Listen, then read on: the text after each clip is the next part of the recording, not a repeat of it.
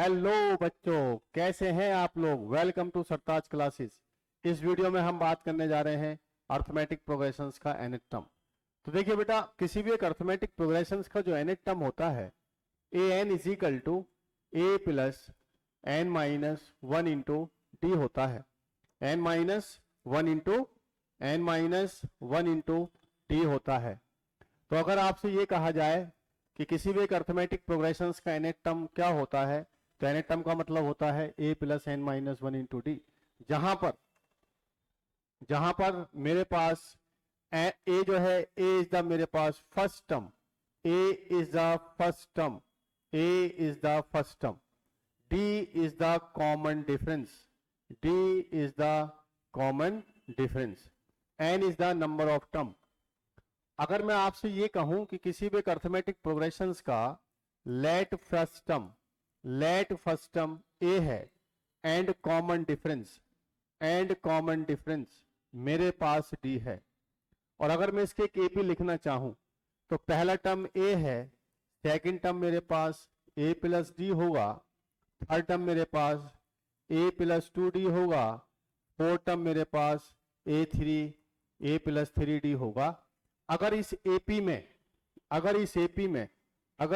में मेरे total term n हो जाएं, यहां से लेके यहां तक अगर मेरे पास n टर्म्स हो जाएं, यहां से लेके यहां तक अगर मेरे पास n टर्म्स हो जाएं, तो ये जो लास्ट टर्म है ये इसका nth टर्म कहलाता है। अगर आप देखें तो सेकंड टर्म में एक डी है, थर्ड टर्म में दो डी है, फोर्थ टर्म में आपके पास तीन डी है। इसी तरीके से लास्ट वाले टर्म में मेरे पास a plus n minus one into d होगा, और जो अर्थमेटिक प्रोग्रेशंस का क्या कहलाता है, nth टर्म कहलाता है। तो जब भी मैं अर्थमेटिक प्रोग्रेशंस के nth टर्म की बात करूंगा तो ए एन बराबर होता है a plus n minus one into D.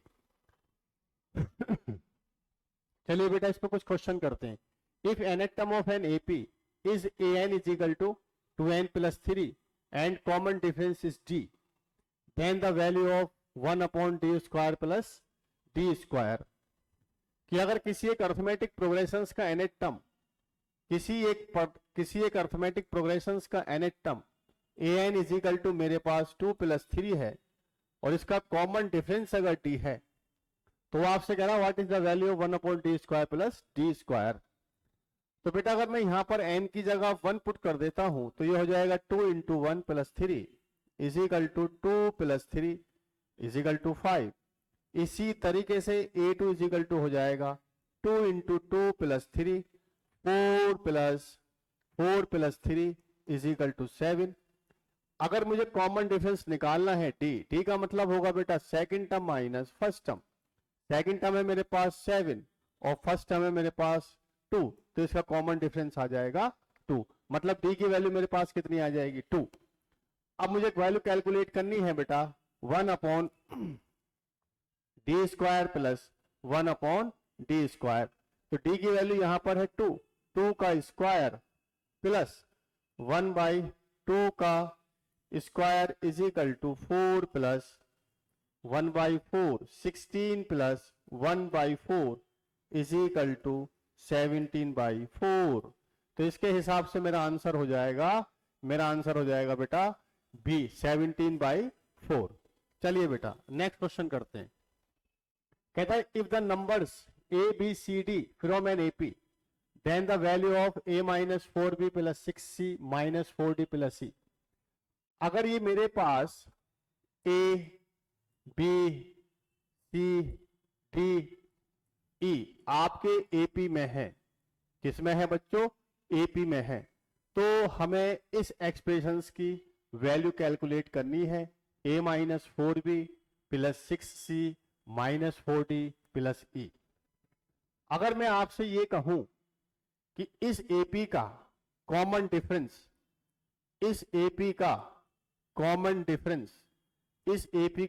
Difference capital D है, तो बेटा a मतलब होगा आपके पास a, b मतलब हो जाएगा a प्लस डी, c मतलब हो जाएगा a plus two D, D हो जाएगा आपका a प्लस थ्री डी, और आपका e हो जाएगा a प्लस फोर डी। तो इस तरीके से मैंने ए बी सी डी की वैल्यू कैलकुलेट कर ली। अब मुझको कैलकुलेट करना है बेटा a minus 4b plus 6c minus 4d plus e। A minus 4b plus 6c minus 4d plus e। तो बेटा मैं इसको कैसे कैलकुलेट करूंगा? अब मैं इसको कैसे कैलकुलेट करूंगा बताएं। तो एक काम हम इसमें ये कर सकते हैं, ए की जगह तो आप ए ही रहने दीजिए। अब आप बी की जगह क्या पुट कर सकते हैं बेटा? ए प्लस डी, ए प्लस डी। सी की जगह आप लिखिए ए प्लस 2d, ए प्लस 2d। डी की जगह लिखिए आप, डी की जगह आप लिखिए ए प्लस 3d प्लस ई आपका हो जाएगा ए प्लस 4d। बस अब इसको हमें सिंप्लीफाई करना है। तो कितना हो जाएगा? A minus 4a minus 4d plus 6a plus 12d minus 4a minus 12d plus a plus 4d। 4a plus 4d, 4d से ये आपका 4d कैंसिल आउट हो जाएगा, प्लस 12d से ये आपका माइनस 12 भी कैंसिल आउट हो जाएगा। तो ये हो जाएगा a और a कितना हो जाएगा? 2a प्लस 6a, ये हो जाएगा आपके पास 8a और माइनस ये भी आपका कितना हो जाएगा? 8a। 8a से 8 कैंसिल आउट हो जाएगा, आंसर मेरे पास आ जाएगा 0। तो इस तरीके से इस पूरे एक्सप्रेशंस की वैल्यू जो आएगी वो मेरे पास आ जाएगी बेटा 0। ठीक है। तो इस तरीके से हम किसी भी, अगर मेरे पास कोई अर्थमेटिक प्रोग्रेशंस के टर्म दे रखे हो और किसी एक पर्टिकुलर एक्सप्रेशंस की वैल्यू कैलकुलेट करा रहा हो, तो उस टर्म की वैल्यू आपको डी में कैलकुलेट करनी है और सीधे सीधे उसकी वैल्यू पुट कर देंगे, जिससे हम एक्सप्रेशन की वैल्यू को कैलकुलेट कर लेंगे। चलिए बेटा अगले क्वेश्चन की हम बात करते हैं। यह आपसे कह रहा है बेटा कि अगर a b c d and f are in AP then e minus c is equal, कि मेरे पास a b c d e f मेरे पास ये एपी में है। एपी में होने का मतलब इसका कॉमन डिफरेंस बराबर है। अगर मैं आपसे कहूं कि इस एपी का, अगर मैं आपसे कहूं इस एपी का कॉमन डिफरेंस, इस एपी का कॉमन डिफरेंस मेरे पास डी है, तो a is equal to a रहेगा, बी इज इक्वल टू हो जाएगा a plus d, c is equal to हो जाएगा a plus 2d, d is equal to हो जाएगा a plus 3d, a plus 3d, a plus 3d, a plus 3d, e आपका हो जाएगा a plus 4d। तो हमें वैल्यू कैलकुलेट करनी है बेटा, हमें वैल्यू कैलकुलेट करनी है। तो यहां पर मुझे वैल्यू कैलकुलेट करनी है ई माइनस सी की। तो ई जो है मेरे पास ए प्लस 4d माइनस सी है मेरे पास ए प्लस 2d। तो ये हो जाएगा बच्चों ए प्लस 4d माइनस ए माइनस 2d, ए से ए कैंसिल आउट हो जाएगा, 4d माइनस 2d, ये आपके बाद बचेगा 2d। तो E माइनस सी की वैल्यू आएगी 2d। अब मुझे ऑप्शन से इसको सेटिस्फाई करना पड़ेगा। तो D जो है D मेरे पास C माइनस ए नहीं हो सकता, C माइनस बी हो सकता है, इसका मतलब ये नहीं होगा। F माइनस डी नहीं होगा, आपके पास D माइनस सी। ये अगर देखा जाए तो बेटा ये चीज मेरे पास कॉमन डिफरेंस है। अगर देखा जाए तो यहाँ पे D की वैल्यू मेरे पास D माइनस सी है, इसका मतलब मैं D पे लिख सकता हूं 2D माइनस सी। इसके हिसाब से मेरा आंसर C हो जाएगा। तो इस तरीके से हम जब भी इस तरह के सवाल सॉल्व करेंगे तो हम इसी मेथड को फॉलो करेंगे। चलिए बेटा कि 11 टर्म ऑफ एपी -5 माइनस का 5/2 0 एंड 5/2।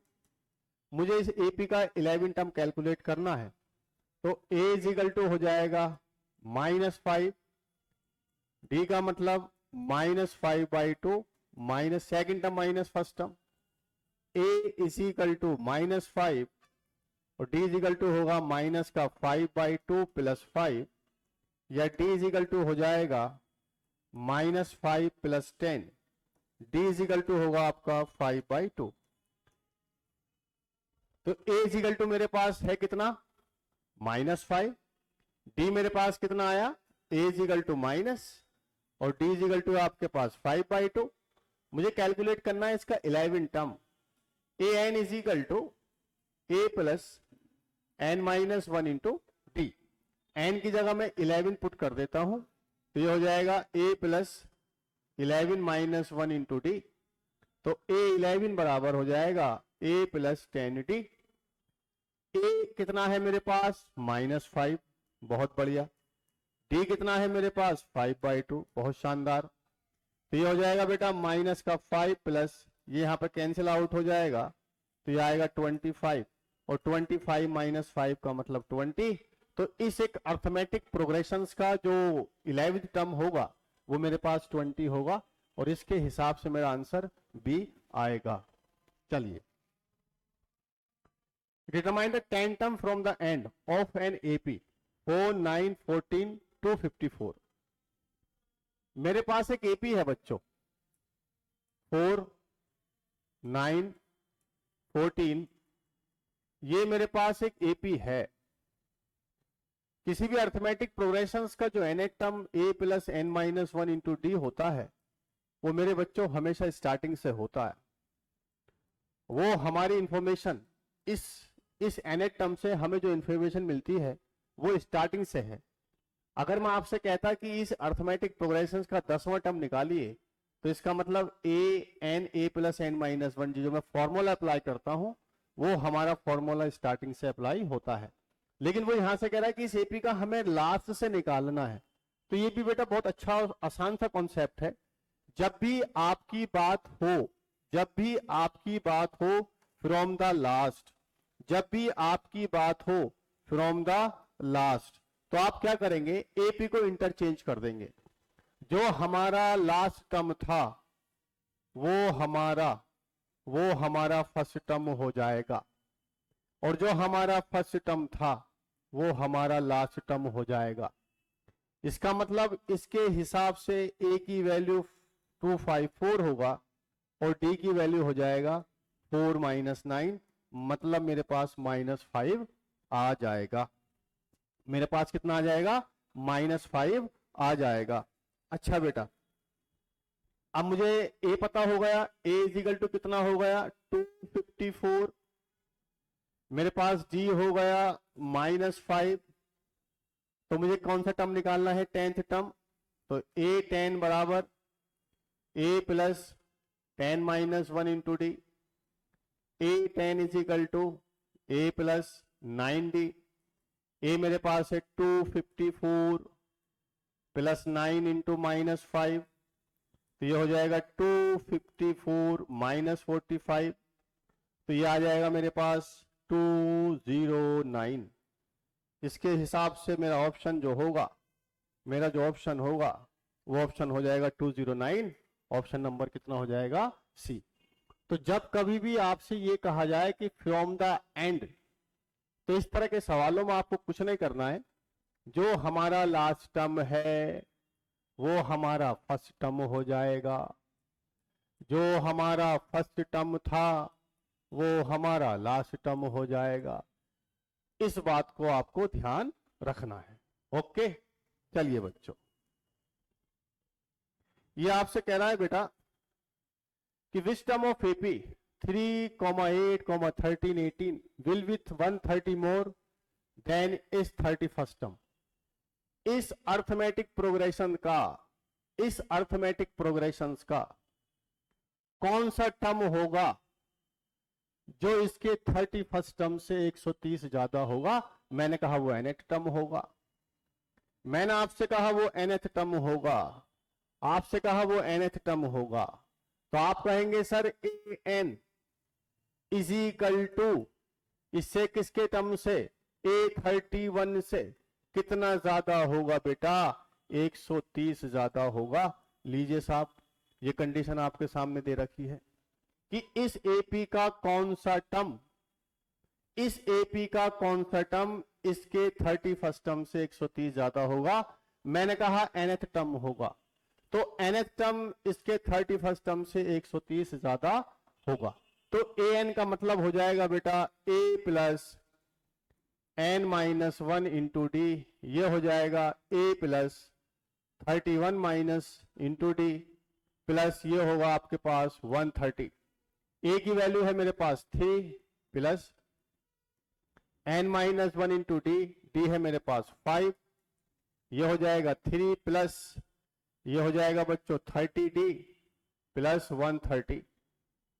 तो 3 से 3 मेरा कैंसिल आउट हो जाएगा, ये हो जाएगा n माइनस 1 इंटू 5, डी की वैल्यू है मेरे पास, डी है मेरे पास 5, यहां पे हो जाएगा 5 प्लस 130, तो ये हो जाएगा 155 प्लस 130, ये हो जाएगा मेरे पास 280, ये आ जाएगा आपके पास 280। तो n माइनस 1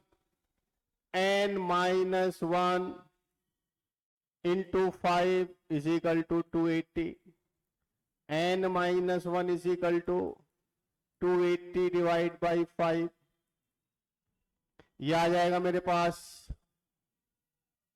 556। तो n minus 1 into 56 is equal to 56, तो ये हो जाएगा 56 प्लस 1, तो n की वैल्यू कितनी आ जाएगी बेटा 57। तो इस अर्थमेटिक प्रोग्रेशंस का जो 57th टर्म होगा वो इस AP के 31st टर्म से 130 ज्यादा होगा। इस तरह के सवालों में आपको कहना है कि nth term is equal to जो भी कंडीशन दे रखी होगी वो nth टर्म होगा मेरा, जो भी 5 कोई भी टर्म निकल के आएगा। चलिए बेटा, the fourth term of AP is 11, और sum of 5th and 7th term of the AP is 24। The common difference, किसी भी एक अर्थमेटिक प्रोग्रेशंस का जो 4th टर्म है, 4th टर्म होने का ये मतलब हुआ कि A4 बराबर 11, A4 बराबर हो जाएगा A plus 3D is equal to 11। आपसे कहता है 5th term A5 plus A7, 7 term का सम 24 है, तो A plus 4D plus A plus 6D is equal to 24, तो ये हो जाएगा 2A plus 10D is equal to 24। मैं 2 से डिवाइड कर देता हूं, तो A plus 5D is equal to ये हो जाएगा मेरे पास 12। तो ये क्वेश्चन नंबर मेरे पास फर्स्ट आया और ये क्वेश्चन मेरे पास 2 आया, लीनियर इक्वेशन इन 2 वेरिएबल। अब मुझे A और D की वैल्यू कैलकुलेट करनी है, तो मेरे पास मुझे सिर्फ कॉमन डिफरेंस निकालना है, तो मैं A कैलकुलेट नहीं करूंगा। A प्लस 3D ये हो जाएगा बेटा A प्लस ये आपके पास हो जाएगा A plus 5D is equal to 12, A plus 5D is equal to 12। दोनों को मैं यहां पर माइनस कर देता हूं, तो कैंसिल आउट हो जाएगा, minus 2D is equal to minus 1, तो D की वैल्यू हो जाएगी आपके पास 1/2। तो इस अर्थमेटिक प्रोग्रेशंस का कॉमन डिफरेंस होगा 1/2, और इसके हिसाब से मेरा आंसर हो जाएगा C। तो C is the correct answer. चलिए मेरा बच्चा, नेक्स्ट क्वेश्चन देखते हैं। Which term of an arithmetic progression? Which term of an arithmetic progression? 120, 116, 112 is first negative term.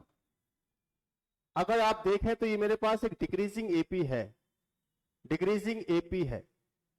तो जब ये AP बढ़ती जाएगी तो कहीं ना कहीं मुझे एक नेगेटिव टर्म मिलेगा। नेगेटिव टर्म तो इसमें बहुत सारे मिलेंगे, नेगेटिव टर्म तो इसमें बहुत सारे मिलेंगे। आपको कह रहा है कि फर्स्ट नेगेटिव टर्म, ऐसा कौन सा पहला टर्म निगेटिव होगा जिससे हमारा सामना होगा। तो किसी भी एक अर्थमेटिक प्रोग्रेशंस का nth टर्म की अगर मैं बात करता हूं तो आप कहोगे सर ए एन बराबर होता है a plus n minus one into t. बहुत बढ़िया सर। तो अगर मैं यहां पर ए एन कैलकुलेट कर लेता हूं, a मेरे पास 120 है और यहां पर n माइनस वन, d मेरे पास -4 है, तो ए एन इजिकल टू हो जाएगा 120 माइनस 4n प्लस 4। तो ए एन इजिकल टू हो जाएगा 124 माइनस 4n। तो ये मैंने इस अर्थमेटिक प्रोग्रेशंस का मैंने nth टर्म कैलकुलेट किया और ये nth टर्म मेरे पास आया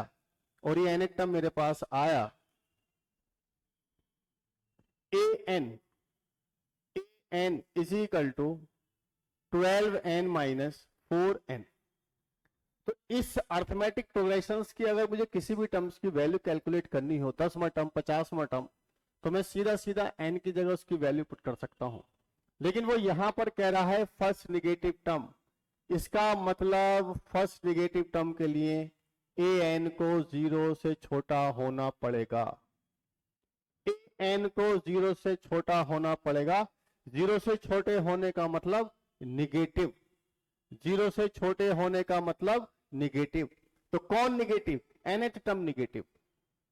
अगर मैं इसका nth टर्म निगेटिव पुट करता हूं तो इसका ये मतलब होगा कि 124 माइनस 4n लेस देन 0। तो माइनस का 4n लेस देन माइनस का 124, तो ये आ जाएगा बेटा -4 से डिवाइड कर देंगे तो ये आ जाएगा माइनस का 31, माइनस का 31। अब जैसे ही दोनों तरफ हम माइनस से मल्टीप्लाई करेंगे, दोनों तरफ माइनस से मल्टीप्लाई करेंगे तो मेरा इक्वलिटी का साइन चेंज हो जाएगा। तो माइनस माइनस प्लस, n की वैल्यू कितनी हो जाएगी बेटा? 31। तो n की वैल्यू 31 से बड़ा कौन सा नेचुरल नंबर होगा? 32। इसका मतलब अगर मैं इसका फर्स्ट निगेटिव टर्म निकालना चाहूंगा तो वो 32 टर्म होगा। कितना टर्म हो जाएगा? 32 टर्म हो जाएगा। तो इसका जो आंसर होगा वो 32वां टर्म इसका आंसर होगा। इसका मतलब ऑप्शन हमारा क्या आ जाएगा? ए आ जाएगा। तो जब भी हम किसी एक अर्थमेटिक प्रोग्रेशंस की बात करते हैं, अगर हमें उस अर्थमेटिक प्रोग्रेशंस का nth टर्म मालूम है और वो आपसे कहता है कि निगेटिव टर्म बताइए, तो हम A N less than 0 put कर देंगे और इस इनइक्वालिटी को सॉल्व कर लेंगे। चलिए बेटा, the 60th term of an AP is one more twice is 8th term. If the 12th term of AP is 47, then find its nth term. ये एक बहुत ही एक अच्छा क्वेश्चन है कि the 60th term of an AP is one more, किसी भी एक AP का 60th टर्म एक ज्यादा है, इसके 8वें टर्म के ट्वाइस से एक ज्यादा है। किसी भी अर्थमेटिक प्रोग्रेशन का 16वां टर्म उसके 8वें टर्म से दुगने से एक ज्यादा है। तो 16वां term a16 is equal to 2 into a8 plus 1। तो ये मेरे पास हो जाएगा a प्लस 15t, ये होगा a प्लस 7t प्लस 1। तो बच्चों ये होगा a plus 15t 2a plus 14t plus 1। तो आप इसको लिख सकते हैं 2a minus a plus 14t minus 15t plus 1 is equal to 0। तो यह आ जाएगा a minus d plus 1 is equal to 0 या a minus d is equal to -1। तो ये मेरे पास एक पहली इक्वेशन हो जाएगी जो किसके इक्वल है? a minus d is equal to -1। इसी तरीके से बेटा भी आपसे कह रहा है the 12th term of an AP is 47। इस अर्थमेटिक प्रोग्रेशंस का जो 12th टर्म है वो मेरे पास 47 है। तो 12th टर्म का मतलब a plus 11d is equal to 47। तो ये मेरे पास सेकंड इक्वेशन आ जाएगी।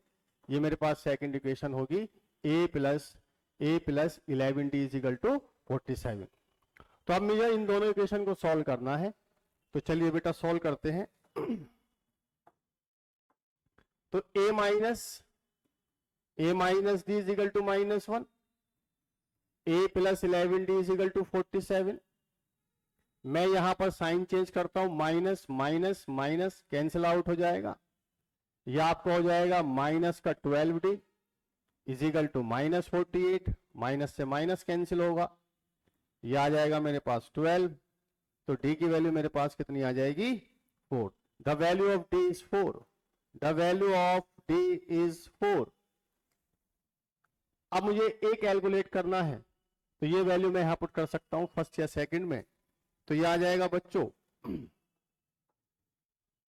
a minus d is equal to -1। ये आएगा बेटा a माइनस डी है मेरे पास 4 is equal to -1, a is equal to plus -1, तो a इज इक्वल टू आ जाएगा आपके पास 3। तो अर्थमेटिक प्रोग्रेशंस का, इस अर्थमेटिक प्रोग्रेशंस का मैंने a और d कैलकुलेट कर लिया। अब मुझे इस अर्थमेटिक प्रोग्रेशंस का nth टर्म कैलकुलेट करना है, बहुत ही आसान है साहब। तो an is equal to a plus n-1 into d. a कितना है मेरे पास? 3 प्लस n कितना है मेरे पास? n तो n है, बहुत बढ़िया साहब। d कितना है सर? 4 है सर। तो ये हो जाएगा 3 प्लस 4n-4, तो ये हो जाएगा 4n-1।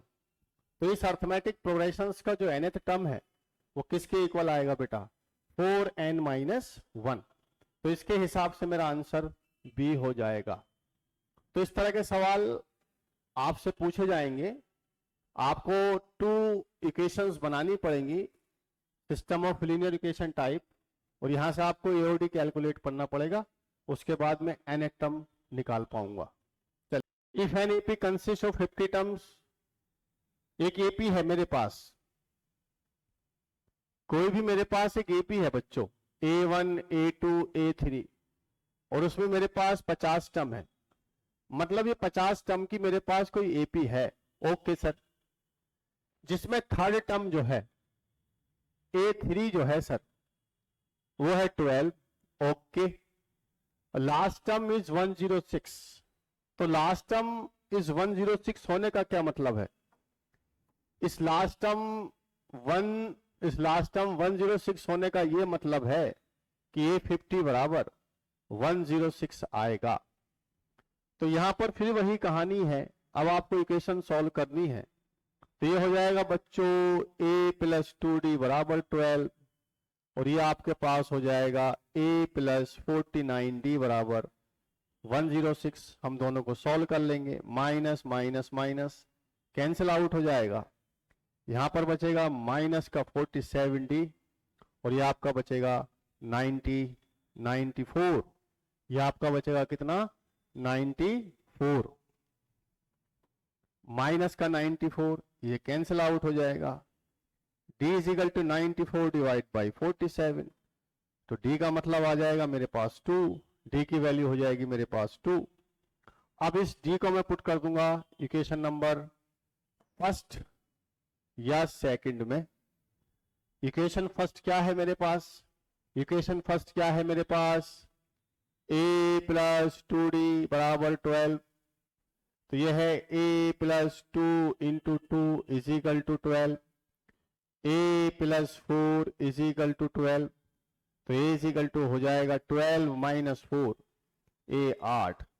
और जब किसी एक अर्थमेटिक प्रोग्रेशंस का आपको पहला टर्म मालूम हो और कॉमन डिफरेंस मालूम हो, तो फिर तो आप कुछ भी कैलकुलेट कर सकते हैं। आपसे पूछा जा रहा है 29th टर्म, कोई दिक्कत नहीं है, कोई परेशानी नहीं है। तो a29 इज इक्वल टू हो जाएगा a प्लस 28 प्लस d। तो a29, a है मेरे पास 8 और d है मेरे पास 2, तो ये हो जाएगा बच्चों 8 प्लस 56 64। तो इस अर्थमेटिक प्रोग्रेशंस का जो 29th टर्म होगा वो 64 हो जाएगा। चलिए साहब, अगला क्वेश्चन देखते हैं। If the third and the ninth term of an AP are 4 and minus respectively, then which term of AP is 0? अगर इस अर्थमेटिक प्रोग्रेशंस का थर्ड टर्म मेरे पास 4 है और मेरे पास A9 कितना है? A9 मेरे पास 8 है। लिखिए साहब, थर्ड टर्म का मतलब A plus 2D is equal to 4, A plus 8D is equal to -8, -8 equation number 1 हो गया साहब, इक्वेशन नंबर 2 हो गया साहब। ओके सर जी, अब इसको सॉल्व कर लीजिए, दोनों को आप माइनस कर दीजिए, माइनस कैंसिल हो जाएगा, ये आ जाएगा मेरे पास प्लस, तो ये 12 हो जाएगा 12, तो D की वैल्यू हो जाएगी मेरे पास 12 माइनस 6 इज इक्वल टू -2। तो D की वैल्यू कितनी आ गई साहब? D is equal to -2। तो ये वैल्यू मेरे बच्चा कहां पुट कर सकते हैं हम? फर्स्ट या सेकंड में। तो A प्लस 2 इंटू डी है मेरे पास -2 इज इक्वल टू 4, तो A minus 4 is equal to 4, तो A इज इक्वल टू हो जाएगा 4 प्लस 4, तो A इज इक्वल टू आ जाएगा आपके पास 8। चलिए साहब, A कैलकुलेट कर लिया और D कैलकुलेट कर लिया, तो आपसे कह रहा कौन सा टर्म इसका 0 होगा? मुझे नहीं मालूम सर, मैंने तो कहा nth टर्म इसका 0 होगा। तो an का मतलब A plus n minus 1 into D बराबर 0। A आपके पास 8 है, n मुझे कैलकुलेट करना है, D की वैल्यू मेरे पास -2 है, तो ये हो जाएगा n minus 1 -2 is equal to -8, ये माइनस से माइनस हो जाएगा, तो ये आ जाएगा n माइनस 1 इंटू 2 बराबर 8, तो n minus 1 is equal to 8 divide by 2 is equal to 4, तो n इज इक्वल टू कितना आ जाएगा मेरे बच्चों? 4 प्लस 1 का मतलब 5। क्या मेरी बात समझ में आई? तो nth नहीं, n the value of n, कौन सा टर्म इसका 0 होगा? n मतलब 5 का मतलब फिफ्थ टर्म इसका 0 होगा। ओके बच्चों, तो आई होप आज थोड़ा बहुत हमने आपको अर्थमेटिक प्रोग्रेशंस के कुछ कॉन्सेप्ट सिखाने की कोशिश की है, और हम उम्मीद करते हैं कि आपको ये हमारा लेक्चर पसंद आया हो। अगर आपको हमारे लेक्चर पसंद आ रहे हैं, अगर आपको हमारे लेक्चर पसंद आया हो, तो आप हमारे चैनल को लाइक कीजिए, सब्सक्राइब कीजिए, शेयर कीजिए, और हमसे हमारे चैनल के थ्रू जुड़े रहिए। इस तरह से आपसे हम मुलाकात करते रहेंगे अच्छे अच्छे कॉन्सेप्ट के साथ। ओके बच्चों, अल्लाह हाफिज।